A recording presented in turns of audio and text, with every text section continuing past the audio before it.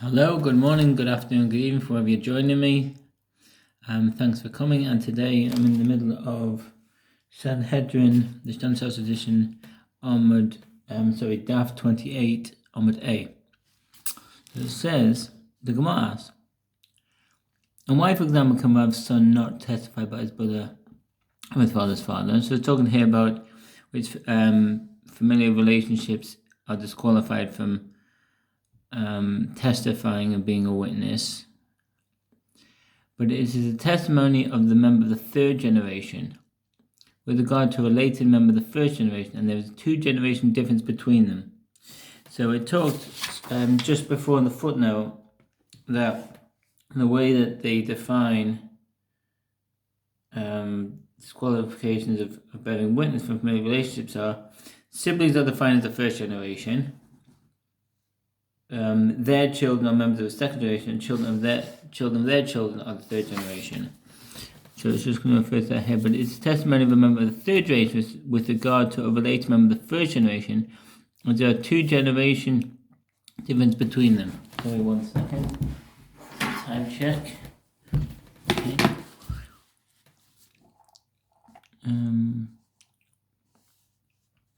And we learned in the Mishnah that a member of the second generation cannot testify about a member of a second generation. Each one cannot testify about the son of his paternal uncle. We also learned that a member of the second generation cannot testify about a member of the third generation. Each one cannot testify about his uncle. But we did not learn that a member of the third generation cannot testify about a member of the third generation. The Gemara answers.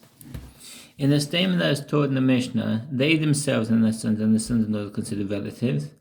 What do we know in the Mishnah concerning his son-in-law is referring to? It is referring to the son-in-law of his son.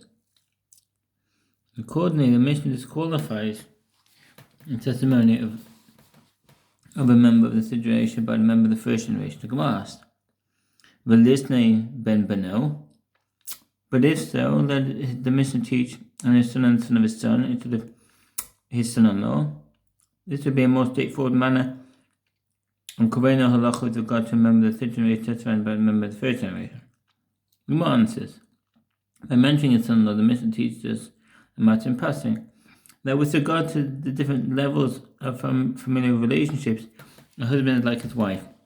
Therefore, there is no difference between one's son and one's son-in-law. The Gemara asks, but if the Mishnah is referring to the son-in-law of his son, a difficulty is posed by which Rabbi here teaching the bride to 8 fathers, e.g.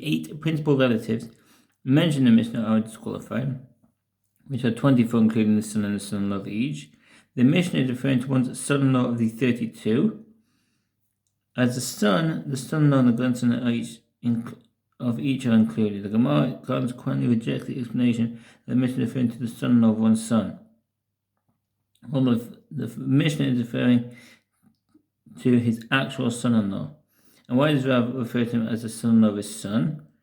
Deriving from this case that a member of the third generation cannot testify about a member of the first generation. Since one's son-in-law comes from outside, and here's the footnote, the background, Ma'alya de Ase, this chart illustrates how the paternal uncle's son-in-law is considered in relation to the witness represented by the white figure. If you've got the Stein cells on page 176, it's got a chart here. Grandfather at the top, and coming down, father and uncle, that's the first generation.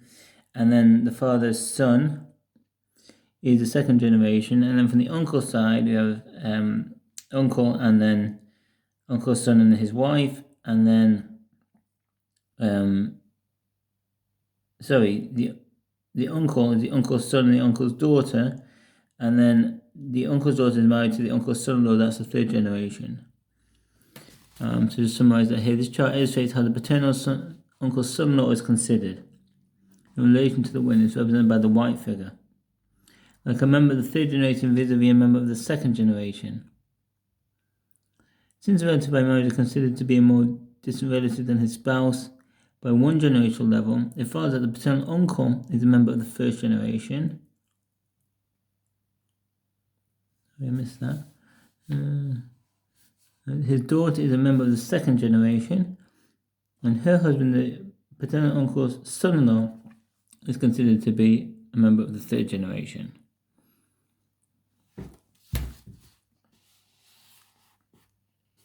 The family he's considered more distant relative than his son, as if he belongs to another generation. The Gemara challenges this.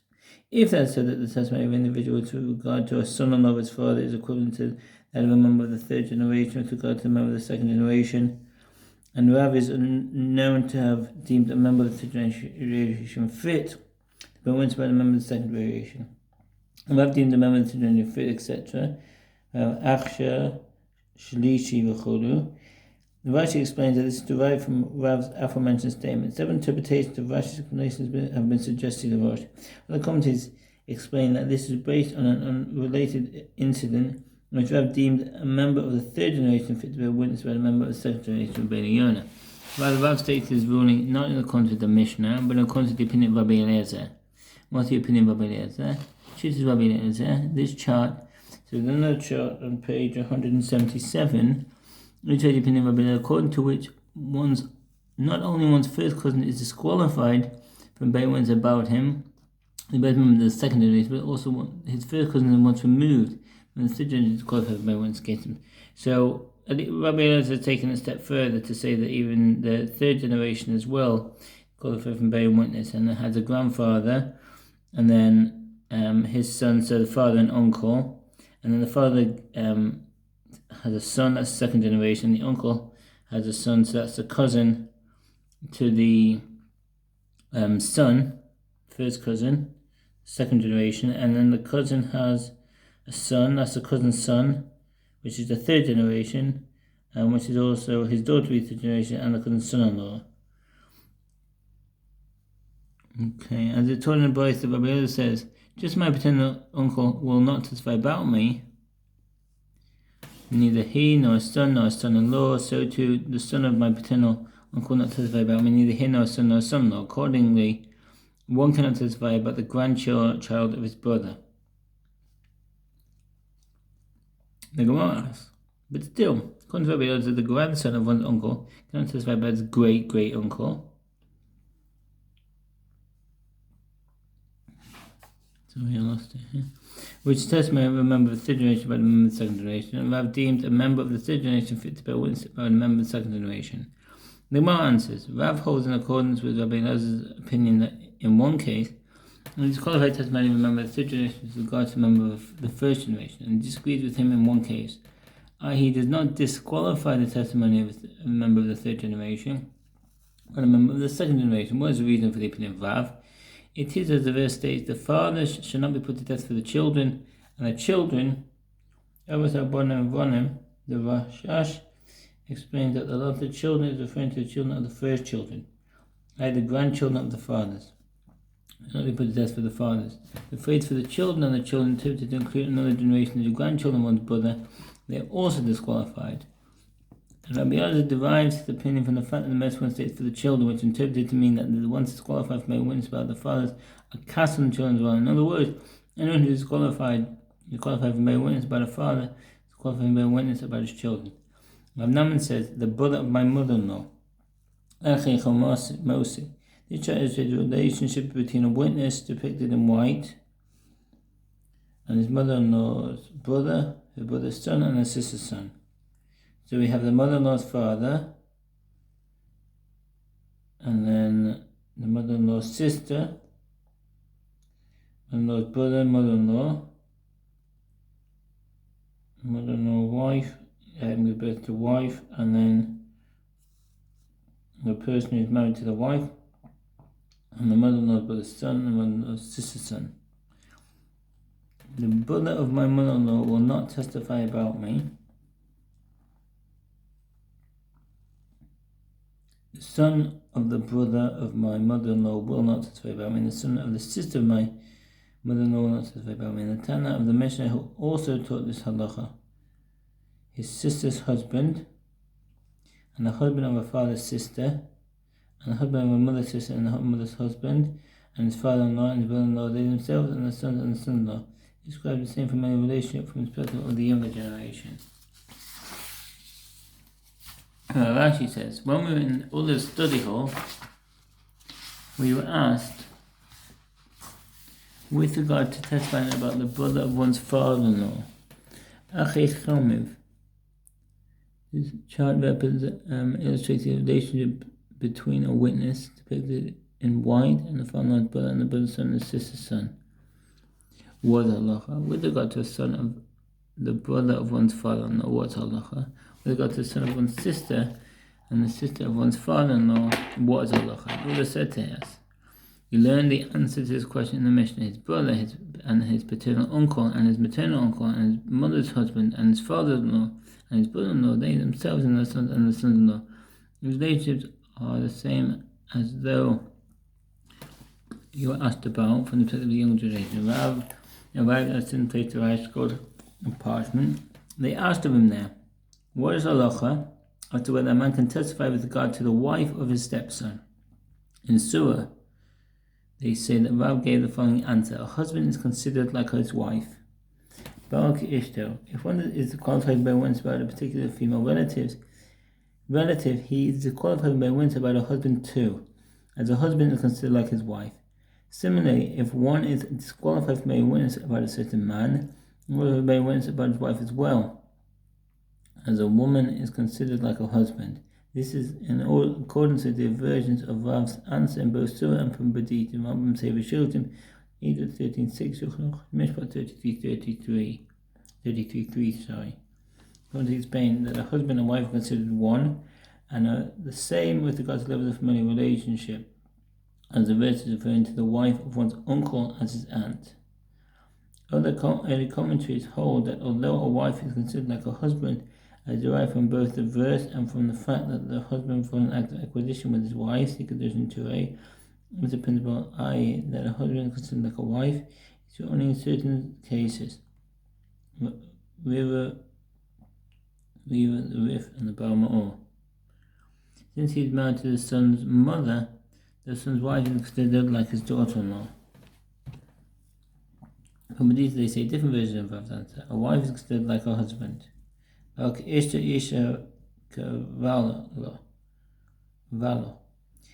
to Rashi, there is no significant difference between the two versions. It is merely a matter of wording. Several of the early commentators maintain that the two versions of Rav's answer relate to different cases. The version that a wife is like a husband refers to testimony about a wife of one stepson, and the version that a husband is like his wife, testimony about the husband of one's stepdaughter. Therefore, the wife of a stepson is considered like his stepson. We cannot testify about her. As Rav Huna says, Rav Noman says, why is it derived that a wife is considered like a husband? As it is written, you should not call the nakedness of your father's brother, you should not approach his wife, she is your aunt. Leviticus 18:14. Isn't she the wife of his uncle, and not his aunt, i.e. his father's sister? Therefore, it can therefore be concluded by inferring that a wife is considered like a husband. The Mishnah teaches that among the relatives qualified from testimony is his mother's husband. He and the mother's husband himself and his son and his son-in-law. The Gemara challenges. The son of his mother's husband is the same as his brother, i.e. his half brother, and the Mishnah already stated that his brother is disqualified. Rabbi Yomi said, mentioning this case is necessary only for the half brother of the half brother. The Achi Ha'ach, the son of one's stepmother, is from a different father, can bear witness about him, as they are not considered relatives, and according to the opinion of Hista. 13:12, Mishpat 33:7. When Ramiyan uses wording and not the son of his stepfather, several early commentators explain that Rabbi Yomi deems the son of one's stepfather disqualified from a witness about him only if his stepfather has a child from his mother, as through them mutual half brothers develop a relationship, or otherwise not considered related to Riva and the Ramah, i.e. the son of his stepfather from another woman. Although they are not biologically related, they are considered relatives. Rav Hista deemed the testimony of the half brother fit. The other sages said to him, did you not hear the statement from Rabbi Yirmiyah that a half brother is disqualified? Rabbi Hista said to them, I did not hear this, as if to say, I do not hold with this opinion. The Gemara asks, if so, the question asked above recurs. The son of his mother's father is the same as his brother. The Gemara answers, the Mishnah taught the case of a paternal half-brother, and it also teaches the case of a maternal half-brother. Rav Hizda says, the father of the groom and the father of the bride. Abi Chasam v'Abi Chala. The father of the groom and the father of the bride can testify about each other, as they are not considered relatives in accordance to the opinion of Rav Hizda. They are qualified for adjudicating each other's case out of Amnisha, but after the fact the rulings are violence in the Ramah. They are fit to adjudicate together for the litigants in the Rambam Sefer Shovtim Hilchon Edut 1311 Shulchan Aruch Mishpat 36 and the Tivot Hamishpat there. And this is because they are considered to each other only like a lid on a barrel. Echad Dalana, a lid, and Achla, and a barrel Dana. Rashi explains that an Achla is not a matching lid, but rather a temporary cover that does not entirely fit the barrel. So the fashion of material different than that of the barrel. The Gaonim interpret the word Achla as ukala, meaning hammer or pestle, and the word Dana is referring to a mortar. In other words, they relate to each other like a pestle and a mortar, which perhaps means that they do not like each other at all, which is not part of the barrel, but merely rests on top of it. But Hannah says, a man can testify about his betrothed wife. The Ishta Arusa, a betrothed man is qualified by witness about his betrothed, even though they are not yet married, due to his sense of affinity for her, in accordance with the conclusion of the Gemara. He should not testify about her relative Abanisha, but his testimony is exempt after the fact. All the above pertain to halakha betrothal. If they have merely agreed to marry, he is not disqualified at all. Nevertheless, it is uncertain whether in that circumstance he can testify on her behalf in a monetary case. Mishpat 9. See Rambam Sefer Shovtim Hilchon Edut 13:14. They are considered related only after marriage. Ravina says, we said this halacha only for testimony that removes money from her possession, but for testimony that awards her money, his testimony is not incredible, as he will ultimately marry her and benefit from the money.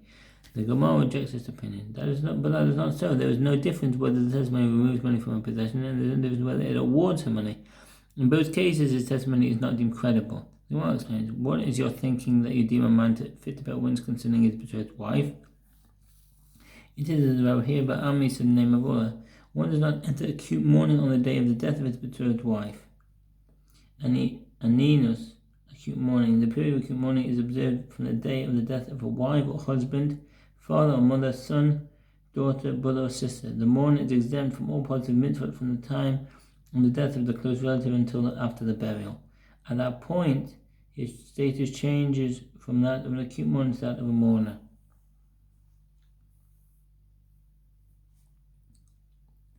Avelus al Arusa, mourning for his betrothed wife. A man whose betrothed wife dies does not observe any halachot of mourning for her. If he is a priest, he may not become impure to bury her. He does not inherit from her, in accordance with the opinion of here Ba'ami. Similarly, a woman whose betrothed husband dies did not observe any halachot of mourning, obligated to become impure at his funeral, although she is allowed to if she wants to. On the Sefer Shovtim Hilchon Edut 2-3 Shulchan Aruch Yodaya 73:4, 74:4, and Ebenezer 55:5. Nor he may become richly impure to bury her.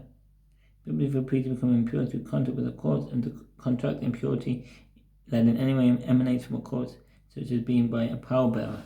This is 21:1. This prohibition remains in effect in modern times, since to minors as well as to adults, but not to daughters or wives of priests.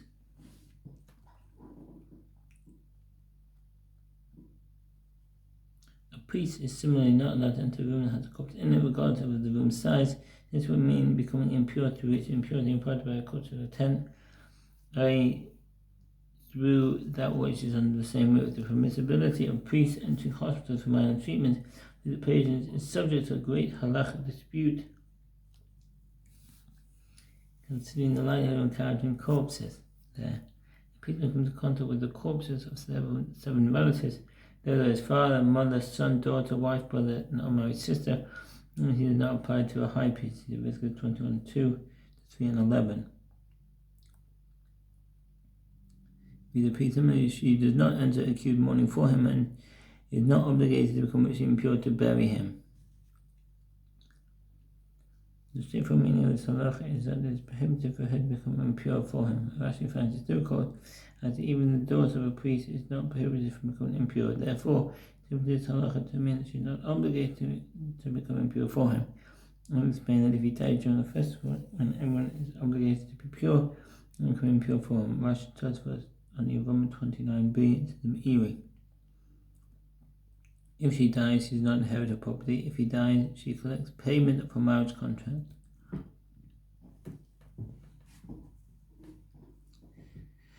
When a woman's betrothed husband dies, if with her marriage contract, she collects payment of the main part of the marriage contract, i.e. 200 dinars for a virgin, 100 dinars for a widow or divorcee. But she does not receive whatever he added to the Tamad, as he added on a condition that they would eventually marry.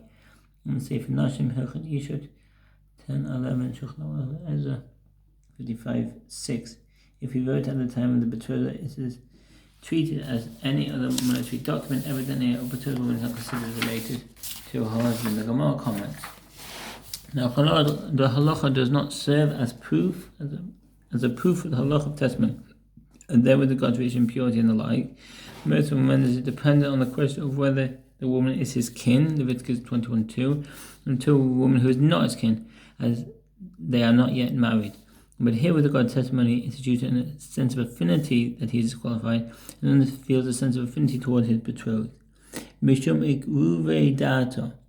Several commentators question how the Gemara can discuss a reason for disqualification, and based on that apply the halacha to one's betrothed, as this is a Torah edict that relatives is disqualified from bearing witness about each other. See Minchas Chinuch. Someone saying the word karov, meaning relative, stems from kiruv, meaning affinity. Therefore, the affinity between the betrothed couple suffices for disqualification, although they are not disqualified from bearing witness about each other's relatives.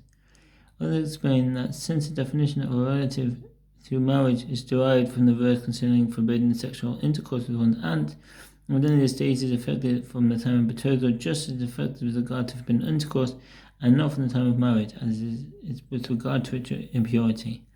The Mishnah teaches that his stepson alone is qualified for bearing witness about him, and not his stepson's sons or son-in-law. The sages taught in the Bible his stepson alone is disqualified. Husband is considered a wife's relative. Therefore, he cannot testify about her son from another man, about the wife of her son, or about her daughter, or about her daughter's husband, or about her mother's brother, or about her mother's husband. The Smart says that he can testify about any children of his wife's relatives, e.g. her grandchildren. The Smart note that one stepson cannot testify about him, but the son of his stepson can. I would say for Shavna Hilchot Edo 13:38.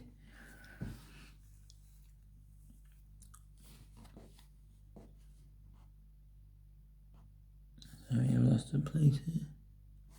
Rabbi Yossi says his brother-in-law, Aegis Gisim, testimony of brother-in-law. If two women are related to each other as members of the first generation, e.g. sisters or mother and daughter, the husband is qualified for bearing witness about each other, and the husband is considered like his wife with regard to cases. If the women are members of the second generation, the husbands can testify about each other. If one woman who is a member of the first generation and the other woman member of the second generation, e.g. an aunt and niece, it was authority to maintain that the husband offered to testify about each other, and in such cases, the opinion of the husband is considered like his wife, cannot be employed twice, and contrary opinion will be used in the Bible woman say for sure, and have either 13:7 Shulchan 33:4. As is told in another Bible, his brother-in-law alone is disqualified. Rabbi Yehuda says his stepson. The Gemara asks, what is the Bible saying? If we say that this is what he is saying, his stepson alone is disqualified, and the same is true with regard to his brother-in-law, a brother-in-law alone is qualified, and not a brother-in-law's son or son-in-law. And Rabbi Yossi comes to say that his brother-in-law alone is qualified, and the same is true with regard to his stepson. That interpretation is difficult. If so, whose opinion is expressed in the Mishnah? We choose that his brother-in-law is qualified, and this disqualification applies to he himself and his son and son-in-law is neither the opinion of Rabbi Yehuda. The Gemara assumes the unattributed opinion in the first brayta and the Rabbi Yehuda in the second brayta.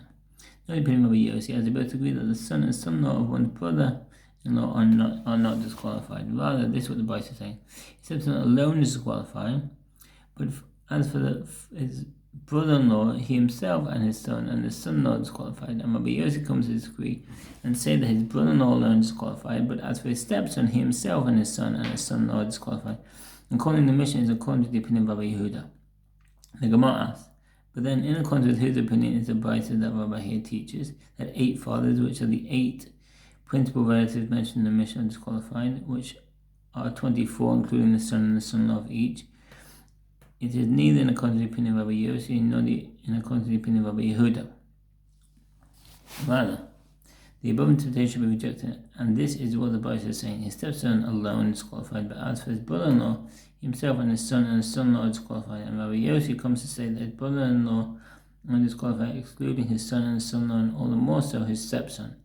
And accordingly, the mission is in accordance with the opinion of Rabbi Yehuda, and the brayta that Rabbi here taught is in accordance with the opinion of Rabbi Yossi. Rabbi Yehuda says that Shmuel says Allah in accordance with the opinion of Rabbi Yossi. The Gemara later, there was a certain deed of gift on which 2 brothers-in-law were signed. Rabbi Yosef thought to deem it valid, as Rabbi Yehuda says that Shmuel said. The halacha is according to the opinion of Rabbi Yossi. Rabbi Yosef assumed that Shmuel was referring to Rabbi Yossi's opinion, as cited in the mission, that only relatives who are fit to inherit are disqualified, and one does not inherit from his brother-in-law.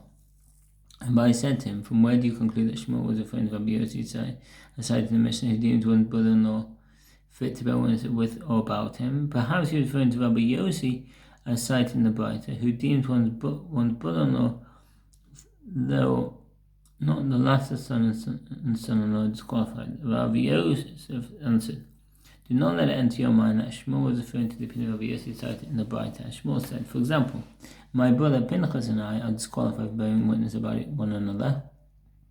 Apparently he meant to say we're disqualified because we are both brothers and brothers-in-law, as we married 2 sisters. But by inference, other brother-in-laws may well testify about each other. Abai raised an objection. Perhaps Shmuel said, for example, Pinchas and I are disqualified only because Pinchas was his brother-in-law. He did not mean to say disqualified only because they were brothers. Due to Abai's objection, Rabbi Yosef said to the one holding the deed of gift, since the witnesses signed on the document are disqualified from bearing witness together, go and acquire the gift by means of the witness who observed the transmission of the deed to you, in accordance to the opinion of Rabbi Elazar, who maintains that the witnesses who effect the transaction are not those who signed the deed, but rather those who observed its transmission. A legal document is signed by witnesses merely to enhance its authority, not to affect the transaction. Abai raised an objection, but doesn't Rabbi Abba say that Rabbi Eliezer conceived with regard to a document's falsification had in it?